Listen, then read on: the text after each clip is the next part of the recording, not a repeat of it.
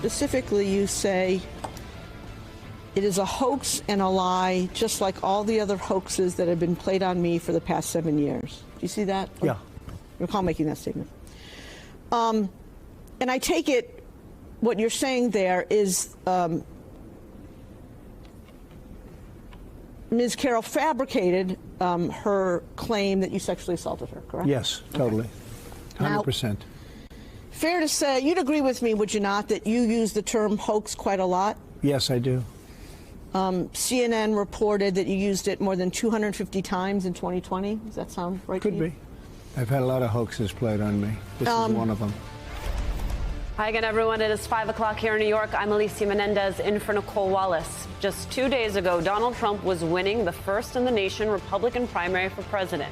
Today, he was a witness in a New York City courtroom in a defamation trial against him.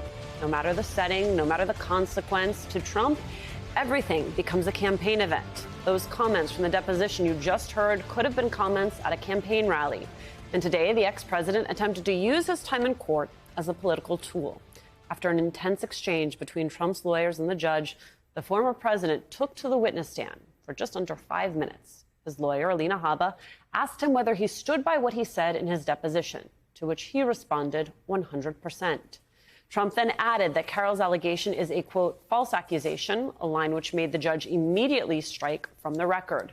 Trump's time on the stand, it was brief, but showed how desperately he was trying to put on a show, even in the confines of a courtroom. Closing arguments in this case begin tomorrow, meaning the question that will soon be before the jury is how much money E. Jean Carroll should be awarded in punitive damages for Trump's defamatory statements against her, ones he continues to spout as the trial has been going on. Recent comments of his from a press conference and on social media were entered into evidence earlier today as further examples of the defamation. And that is where we start this hour with MSNBC host and legal analyst Katie Phang, former U.S. attorney, author of the forthcoming book, Attack from Within, How Disinformation is Sabotaging America, and co-host of the #Sisters-in-Law podcast, Barbara McQuade.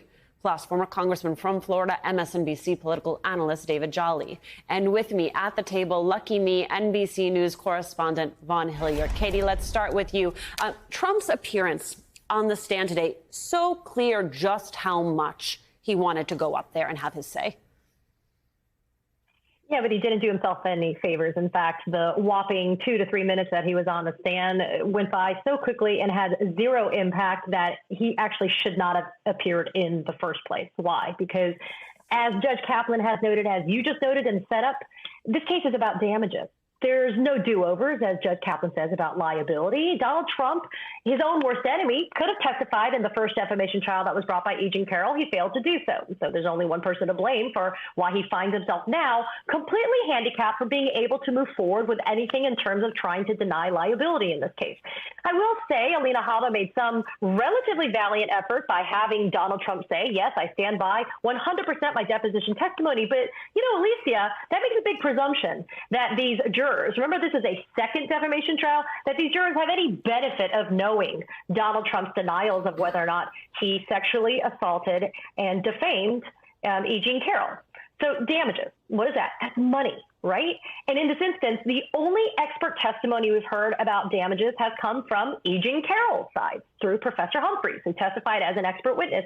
Because Donald Trump's legal team did such a bad job preparing this case for trial, the first time around, and even this time around, there was zero defense expert witness that testified on behalf of Donald Trump when it came to whether or not E. Jean Carroll's damages were valid and that the amount that's being claimed by her made sense. And so the jury's going to go into the deliberation room tomorrow after closing arguments, after Judge Kaplan has instructed them again that liability is not on the table, it's just damages. And so Donald Trump getting on the stand today, listen, he wanted to do the drama. Judge Kaplan wasn't having it. Alina Habba wanted to facilitate the drama for Donald Trump. Judge Kaplan wasn't having it. So what's Donald Trump going to do? Most assuredly, go outside and pull the drama outside and put his testimony outside of the courthouse. Barb, many critiques there coming from our friend Katie Phang. Is that just malpractice, or is that part of a strategy where say we're not even focused on the legal because for us this is all about the political? Yeah, it seems to me that Donald Trump and his lawyers got together and are looking at a holistic strategy here. And it seems more important to him to make sure that he is advancing his cause politically than it is legally. And so I think he has made peace long ago with the idea he's going to be writing a big check to E. Jean Carroll. And so what he really wants to do is get in there to have just enough testimony to be able to say to his supporters that he has cleared his name. So even though this trial was supposed to be all about damages, he did squeeze in one little answer about standing by his deposition testimony, and that is to deny these claims by E. Jean Carroll. And so when he tried to go further, the judge shut it down and said, get off the stand. But I think that was it. How much can we get away with?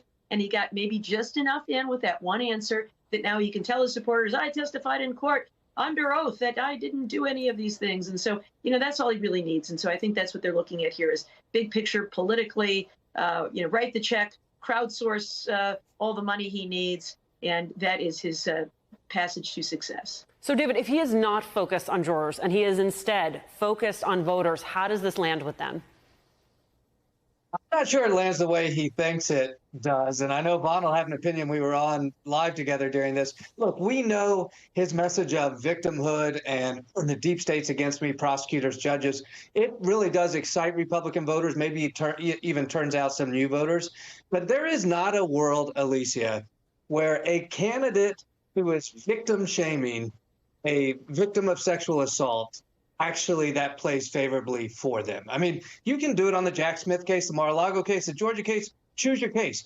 Don't choose this one, because what has happened is by acknowledging he stands by his comments, he's victim shaming E. Jean Carroll. And then the likes of Elise Stefanik are doing the same thing. Nikki Haley says, well, I don't know about the case that well.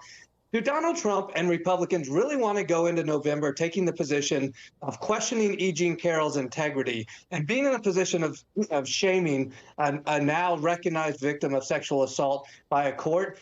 I don't think so. The bare minimum, it is off message for a political campaign. But for voters who are actually looking substantively at Donald Trump's character and are persuadable, do I want to go back to Donald Trump or do I want to give Joe Biden a second term? Those voters probably look at this, unlike your traditional Republican voter, and say, no, I don't think I want this guy. There's such a thing as too much Trump. Vaughn, I have heard you have this conversation in the field. I have heard you try to get to the reality back here on Earth One of what is happening, and heard the denial from the MAGA loyalists. How about those folks who do have some reservations about Donald Trump? How are they watching cases like this? This is absolutely, David's right, this is absolutely going to impact them. We saw from 2016 to 2020 how independents in the key battleground states swung by as much as 15 to 25%.